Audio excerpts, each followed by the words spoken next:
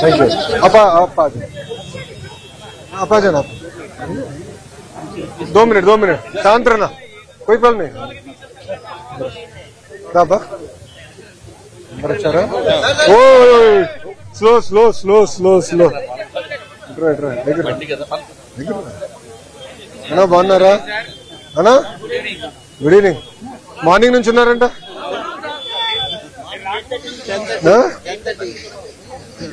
Cross examination చేసిన వాళ్ళు అడగాలి ఎంత లేట్ ఎందుకు అయిందో. నమస్కారం, బాగున్నారా? బాగున్నా మారచ్చా అన్నా?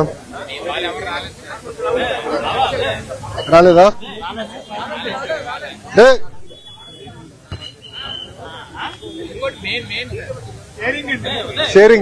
Sharing is caring. స్టార్ట్ చేస్తానమ్మా.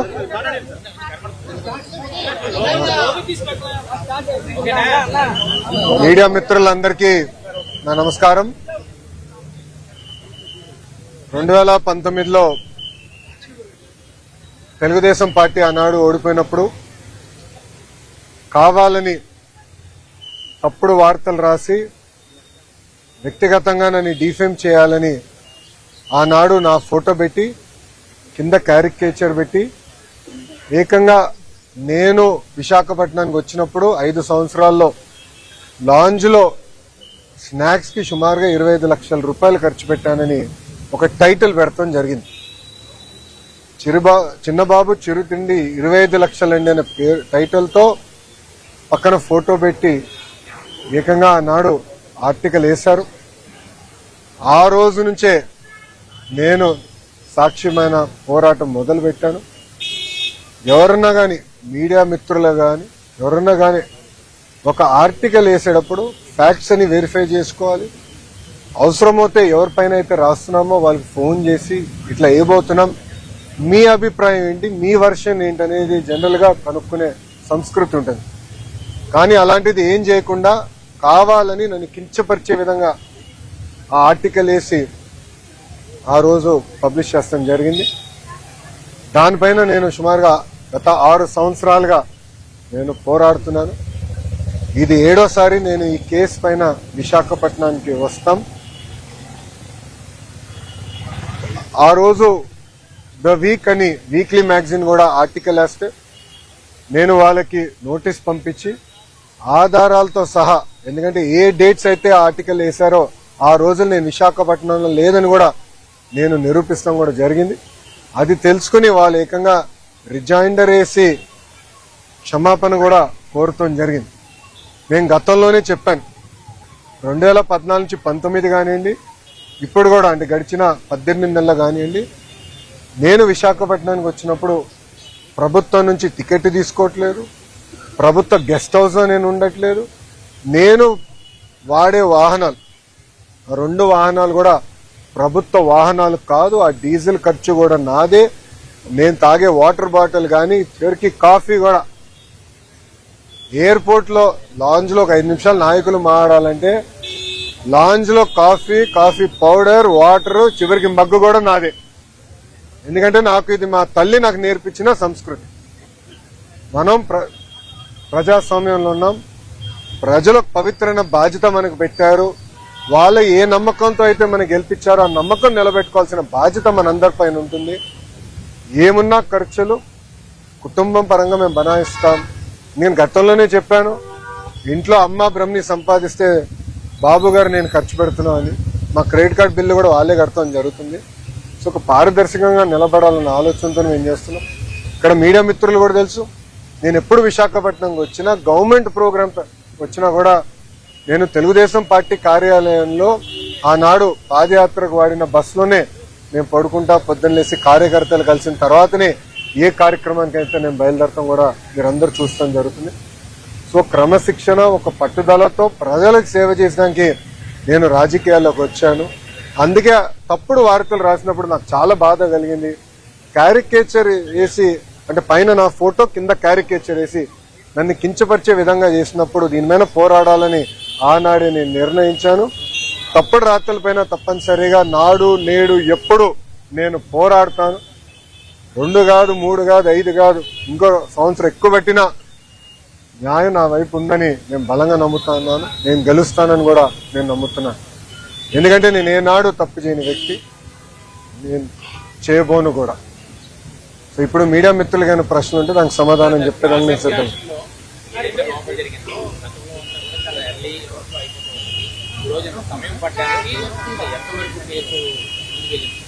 అంటే నా ఎగ్జామినేషన్ ఈరోజుతో పూర్తయింది. సో నెక్స్ట్ టైం వైజాగ్ వచ్చినప్పుడు వేరే కంపెనీల కోసం వస్తాను.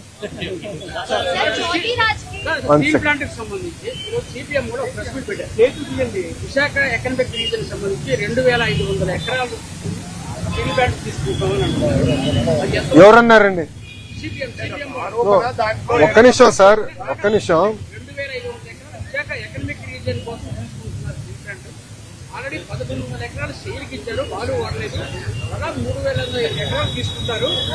ఇది ఏ ప్రాతిపదిక కోసం తీసుకున్నారో ఆ భూమి తనకి మెయిన్ తనకి ఓట్లు డైవర్ట్ అవుతుందని వారు ఆరోపిస్తున్నారు. దాని మీద ప్రభుత్వం తనకి మెయిన్ ఆరోపణ. మీరే అంటున్నారు ఆరోపణ అని, ఇంకా సమాధానం చెప్పాలా? బాస్ ఒక్క నిమిషం.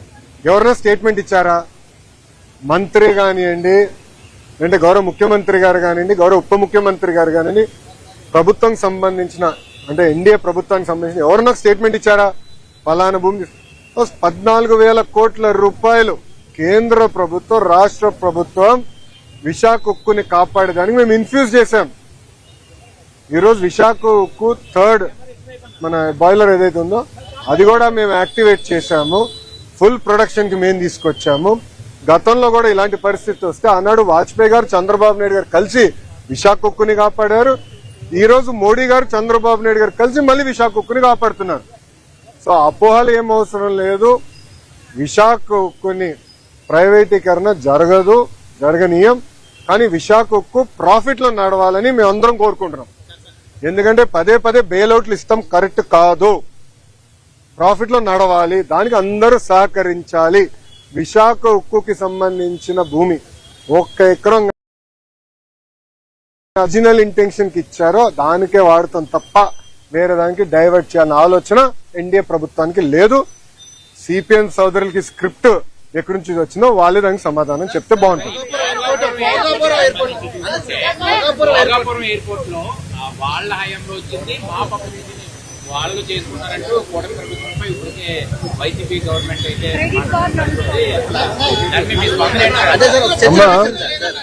ఒక మాట చెప్పాలి. క్రెడిట్ కోసం మేము ఇక్కడ ఎవరు పోరాడట్లేదు.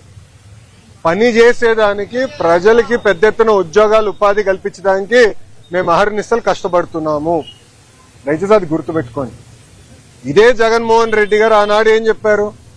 ఎర్ర బస్సు రాని ఊరికి ఎయిర్పోర్ట్ అవసరమా అని చెప్పారా లేదా?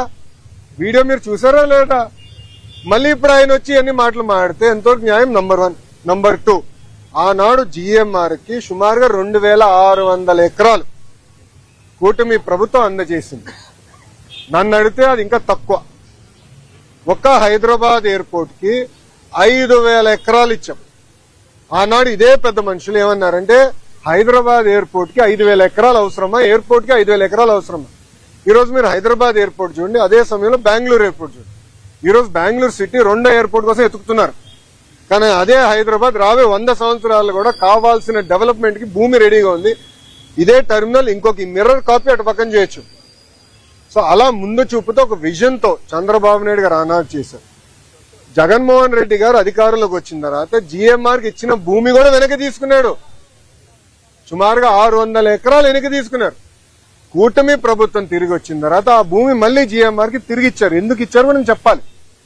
కేవలం ఒక ఎయిర్పోర్ట్ లో ఫ్లైట్ ల్యాండ్ అవుతాము, ప్యాసింజర్స్ దిగుతాం, ప్యాసింజర్స్ ఎక్కి వెళ్ళిపోతాం కాదు. లార్జర్ ఎకో సిస్టమ్ అనేది చాలా చాలా అవసరం. లార్జర్ ఎకో సిస్టమ్ అంటే MRO engine maintenance, under body maintenance, paint shop, ఇవన్నీ ఎకో సిస్టమ్ ఏర్పాటు చేస్తేనే పెద్ద ఎత్తున మన పిల్లలకి ఉద్యోగాలు, ఉపాధి కల్పించగలుగుతాం. ఆ లక్ష్యంతో ఆ భూమి కూడా తిరిగి వాళ్ళకి ఇచ్చి ఎంఆర్ఓ ఏర్పాటు చేస్తున్నాం. మొన్న నేను వచ్చాను, అశోక్ గజపతి రాజు గారి దయ వల్ల మానసాస్తో జిఎంఆర్ ఒప్పందం చేసి ఒక వరల్డ్ క్లాస్ ఏవియేషన్ యూనివర్సిటీ కూడా కడుతున్నాం. సో ఒక ఎకో సిస్టమ్ మొత్తం ఏర్పాటు చేస్తున్నాం. భయా క్రెడిట్ కావాలంటే వాళ్ళు తీసుకోమనండి, హ్యావ్ నో ఇష్యూ. దాంతో పాటు పీపీఎల్ రద్దు చేసామని క్రెడిట్ తీసుకోమనండి. అమర్ రాజని ఆంధ్ర రాష్ట్రం తరిమేసామని క్రెడిట్ తీసుకోమనండి. ఆనాడు అనేక కంపెనీల పైన లేబర్ అని, మన పొల్యూషన్ అని అంతెందుకు మా అధ్యక్షులు వాళ్ళకి కమర్షియల్ కాంప్లెక్స్ అన్ని పర్మిషన్లు ఉన్నా కూడా పగలగొట్టారు కదా, ఆ క్రెడిట్ కూడా తీసుకోమని భయ్, నో ప్రాబ్లం. చెప్పమ్మా, లేడీస్ ఫస్ట్.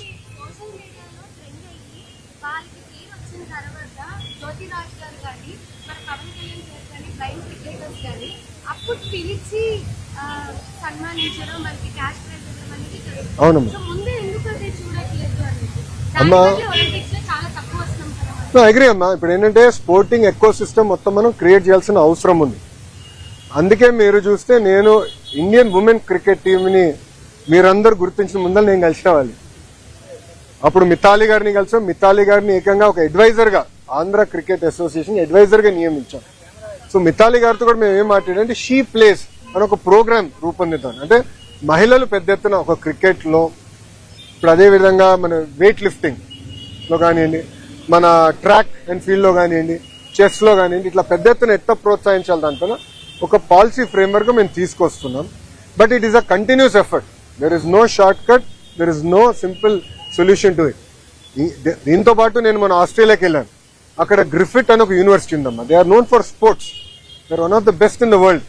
వాళ్ళతో కూడా మాట్లాడి ఇక్కడున్న యూనివర్సిటీస్ తో టైఅప్ చేసి మొత్తం ఎకో సిస్టమ్ ఏర్పాటు చేయాలి. It has to do with nutrition, physical recovery, eco system మొత్తం ఏర్పాటు చేయాల్సిన అవసరం ఉంది.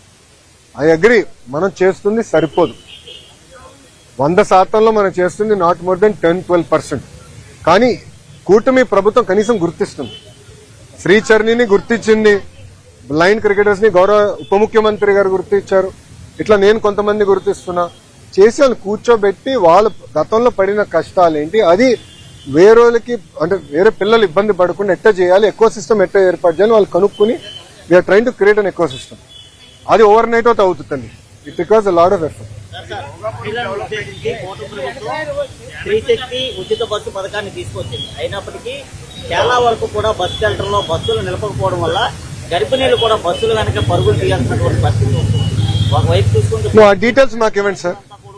ఆ డీటెయిల్స్ మాకు ఇవ్వండి. ఎక్కడ ఆగట్లేదో కొంచెం డీటెయిల్స్ ఇస్తే వీల్ కరెక్ట్. అంతేగాని ఆపాలనేది రూల్ ఉంది, వీల్ కరెక్ట్, నో ఇష్యూ.